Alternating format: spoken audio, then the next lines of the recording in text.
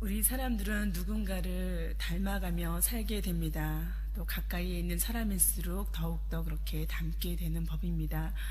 그래서 때로는 우리가 저 모습은 적어도 내가 닮고 싶지 않다, 안 닮아야 해야겠다라는 생각을 가지고 노력을 해도 어느 순간 우리는 그 모습마저 내 안에서 발견될 때가 있습니다. 그럴 때마다 우리는 깜짝깜짝 놀라고 또 자신에게 실망하는 그런 일들도 많이 있습니다. 그렇게 닮아가는 모습은 대체로 가족 또 특히 부모로부터 비롯되는 경우가 많이 있습니다. 나이가 들수록 그런 모습들이 우리에게 참 많이 발견되는 것을 보게 됩니다. 오늘 이삭에게서 일어난 이 사건은 창세기 12장과 20장에서 아버지 아브라함에게도 일어났던 일입니다. 그래서 이 이야기를 읽을 때 이것은 아브라함의 이야기가 아닌가 할 정도로 아브라함의 이야기를 쏙 빼닮은 그런 이야기입니다. 아버지가 2번이나 자기 아내인 사례를 누이라고 속였던 그런 사건이 있었습니다.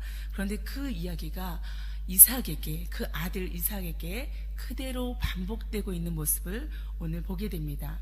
아내 리브가를 그랄왕 아비멜렉에게 누이라고 속이게 된 일, 바로 그 일이 오늘 기록되고 있습니다. 남을 속이는 일, 그것은 거짓으로 또 꾀로 그 사람을 사실이 아닌 것으로 왜곡하게 만드는 일, 그것이 속이는 일입니다. 우리는 말과 행동으로, 때로는 우리의 표정까지 다 동원해서 다른 사람을 속이는 일, 거짓을 행하는 일들이 적지 않게 일어납니다. 그래서 어떤 정신과 의사는 거짓말을 인간이 가진 제2의 천성이다 라고까지 이야기를 했습니다. 또 우리가 서로 잘 아는 사람들이 앉아서 10분 동안 이야기한다면 그 안에 적어도 2-3번의 거짓말은 오고 갈 것이다 라는 통계마저 우리에게 있습니다.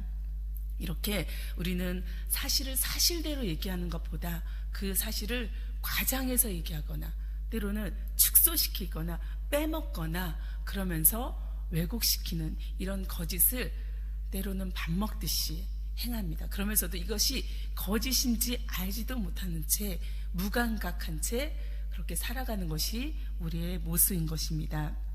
성경은 인간이 최초로 범한 그 범죄가 바로 이렇게 속이는 일, 거짓말하는 것으로 우리에게 증거하고 있습니다.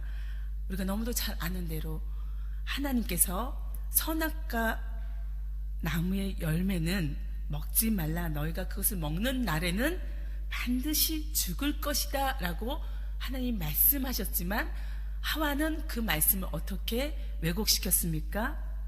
죽을까 하노라로 바꿨습니다. 또 그 말씀을 뱀은 어떻게 왜곡시켰습니까? 너희가 결코 죽지 아니하리라 라고 거짓말했습니다. 그 거짓말을 따라서 하와는 선악과를 따먹고 남편 아담에게도 주었고 아담도 그것을 먹었습니다. 인간이 범한 이 첫 번째 범죄가 거짓말이었기 때문인지 모르지만 이 거짓말의 역사는 인간의 역사와 함께 흐르고 있습니다. 아벨을 죽인 가인은 어떻게 하나님 앞에서 거짓말을 했습니까? 내 아우 아벨이 어디 있느냐라고 물었을 때 뻔뻔스럽게도 자신이 죽이고 그를 숨겼음에도 불구하고 내가 알지 못합니다 라고 거짓말했습니다. 인간 앞에서가 아니라 하나님 앞에서 거짓말을 하는 그런 모습을 취했던 것입니다. 이제 아브라함에 이어서 이삭도 애굽 왕에게 아비멜렉에게 행했던 거짓말을 반복해서 행하고 있습니다. 물론 살던 곳을 떠나서 기근을 피해서 흉년을 모면하고자 새로운 땅에 가서 발붙이고 살려고 또 죽음을 모면하기 위해서 이 거짓말이 이루어졌죠. 성경은 죽지 않기 위해서, 말 그대로 두려움으로부터 벗어나기 위해서 이들이 거짓말을 했다고 그렇게 전하고 있습니다. 거짓말이 두려움을 또 죽음을 모면할 수 있는 유일한 방법이었을까요?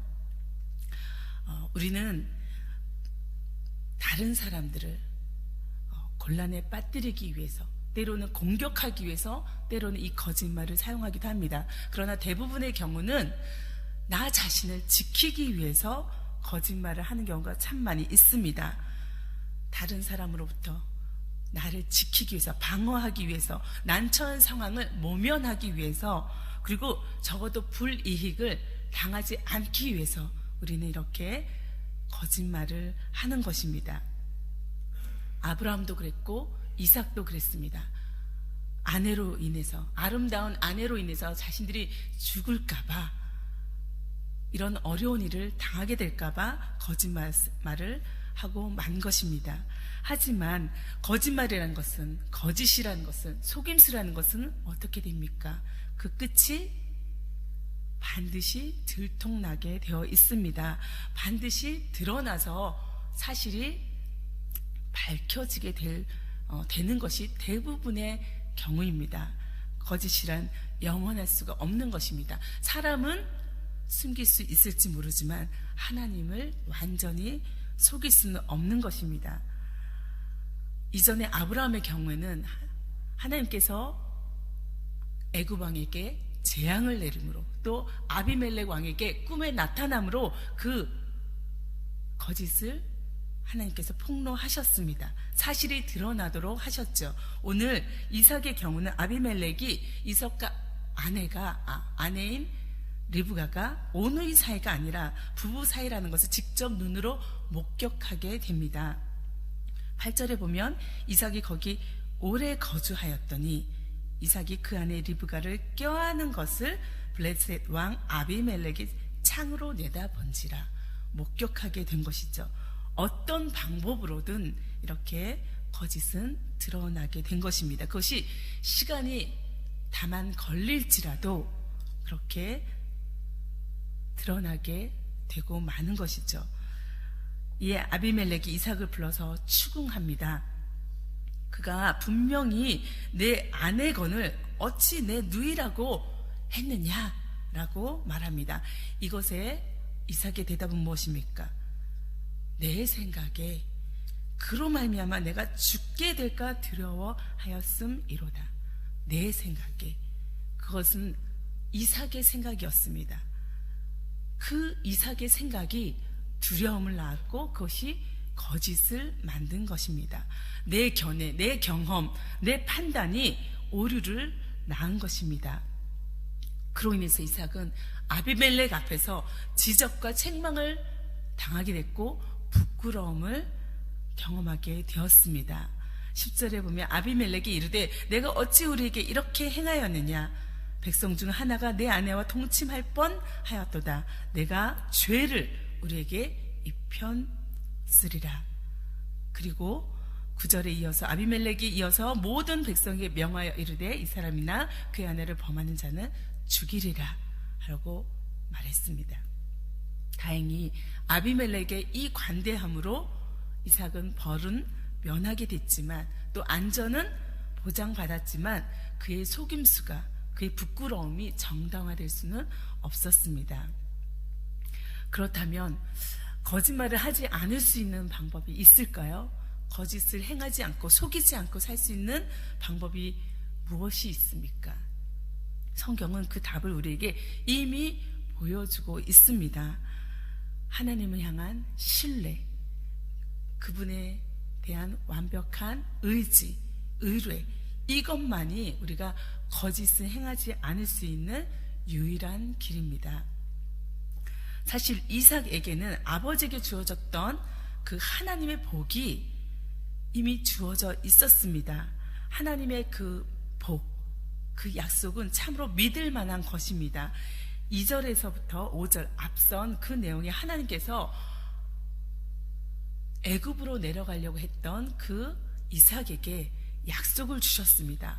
애굽으로 내려가지 말라. 내가 너에게 복을 주겠다. 그 복의 내용이 무엇입니까? 말씀을 보면 여호와께서 이삭에게 나타나 이르시되 애굽으로 내려가지 말고 내가 내게 지시하는 땅에 거주하라. 이 땅에 거류하면 너가 여기에 계속 있으면 내가 너와 함께 있어 내게 복을 주고 내가 이 모든 땅을 너와 내 자손에게 주리라. 내가 내 아버지 아브라함에게 맹세한 것을 이루며 내 자손을 하늘의 별과 같이 번성하게 하며 이 모든 땅을 내 자손에게 주리니 내 자손으로 말미암아 천하 만민이 복을 받으리라. 이는 아브라함이 내 말을 순종하고 내 명령과 내 계명과 내 율례와 내 법도를 지켰음이라 하시니라. 하나님의 뜻은 애굽으로 내려가지 말라는 것이었고 또 이 주신 땅에서 견디고 거하라는 것이었습니다. 어려움이 있어도 그곳에 하나님이 계시기 때문에 함께 하시기 때문에 너에게 미래가 있을 것이다. 흉년과 기근을 하나님께서 압도할 만큼 그에게 복을 줄 것이다 라고 하나님께서 약속을 복을 주신 것입니다. 그런데 이 하나님의 복을 철저하게 신뢰했다면 믿고 따랐다면 그가 그 거짓말도 행하지 않았을 것입니다. 그런데도 이삭은 내 생각에 머물러서 하나님이 약속하신 계명과 하나님의 율례와 또 그 법도를 지키지 못했습니다. 그런데도 불구하고 하나님은 이 복을 철회하지 않으셨고 하나님께서 벌 대신에 이 약속하신 복을 그대로 주신 것을 오늘 12절에서 16절의 말씀을 보면 우리가 확인할 수 있습니다.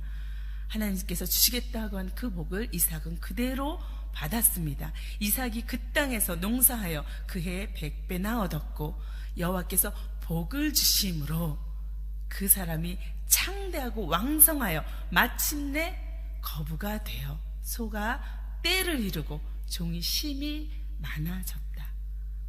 그렇게 하나님이 복을 이삭에게 부어주신 것입니다. 그리고 그가 가진 것이 너무도 많아서 오히려 블레셋 사람들이 그 시기에서 너가 이곳을 떠났으면 좋겠다. 떠나라 라고 말할 만큼 그가 많은 것을 얻게 된 것입니다. 이렇게 우리가 내 생각을 붙들면 인간적인 방편들이 나오지만 거짓이 나오지만 속임수가 나오지만 하나님을 붙들면 하나님 그 약속을 붙잡으면 무엇이 옵니까? 복이 오는 것입니다. 내 생각의 수치를 만들고 부끄러움을 낳게 하지만 하나님의 약속은 하나님의 복은 우리를 풍요롭게 하는 것입니다. 오늘 우리가 붙들어야 될 것은 무엇입니까? 내 생각, 여전히 내 판단과 내 경험입니까? 또 하나님이 주신 그 말씀입니까? 혹시라도 내 삶 가운데 두려움이 엄습할지라도 또 이 일로 내가 억울함을 당할지라도 또 손해를 볼지라도 하나님 내가 하나님 앞에 정직하겠습니다. 내가 사람들 앞에 부끄럽지 않은 거짓을 계속해서 행하는 그런 일들을 실수를 행하지 않겠습니다.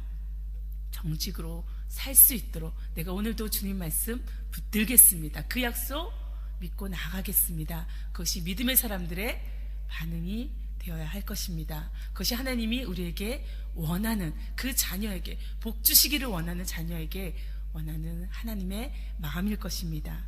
저와 여러분의 오늘의 삶이 이 하나님의 말씀을 붙들고 내 생각을 내려놓고 그렇게 겸허하게 사는 우리의 모습이 되어야 할 것으로 믿고 또 그것을 강구하며 나아가는 그런 이 아침 우리의 결단되기를 간절히 바랍니다. 함께 기도하겠습니다.